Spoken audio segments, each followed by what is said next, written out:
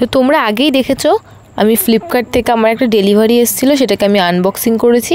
তার মধ্যে ছিল পেন্ট ব্রাশ, এবং পেন্ট ব্রাশগুলো যে বক্সের মধ্যে করে ডেলিভারি হয়েছিল সেই বক্সটাকে ভাবলাম কিছু একটাভাবে ডেকোরেশন করা যাক।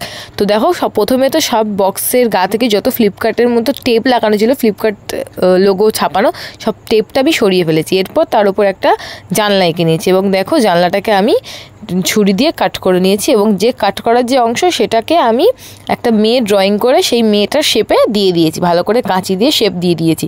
এরপর আমি কি করেছি, একটা ইয়েলো আর ব্রাউন এই দুটো কালারকে ভালো করে মিক্সড করে আমি বক্সের গায়ে বেস কালার হিসাবে দিয়ে দিয়েছি। তো আমি অনেকটা বড় হয়ে যাচ্ছিলো ভিডিও, আমি বেশিক্ষণ সময় নিতে চাই না, বেশিক্ষণ সময় দিয়ে দেখাতে হয় না, তাই জন্য আমি শর্টকাটে দেখিয়ে দিচ্ছি। তোমরা দেখো যে আমি পুরোপুরি কালার করে দেওয়ার পর আমার ঠিক কীরকম লুক এসেছিলো বক্সটা, তোমরা দেখতেই পাবে।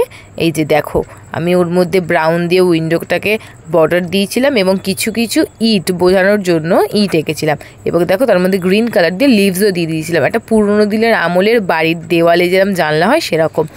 এবং দেখো এবার মেয়েটাকে আমি ভালো করে কালার করে নিচ্ছি। তোমাদের দেখো প্রথমে আমি ওখানে মিক্সড করে নিয়েছিলাম একটি অরেঞ্জ আর হোয়াইট দিয়ে স্কিন কালারটা করে নিয়েছি, আর এখানে আমি রোজ পিঙ্ক দিয়েছি। তো দেখো ফাইনালি আমার মেয়ে কালার করাটাও একদম পারফেক্ট, একদম রেডি হয়ে গেছে। তো এরপর আমি কি করব, এই মেয়েটাকে আমি ওই বক্সের জানলার ভিতর থেকে ঢুকিয়ে ওখানে অ্যাটাচ করে দেবো। এই দেখো ফাইনাল লুক এইটা।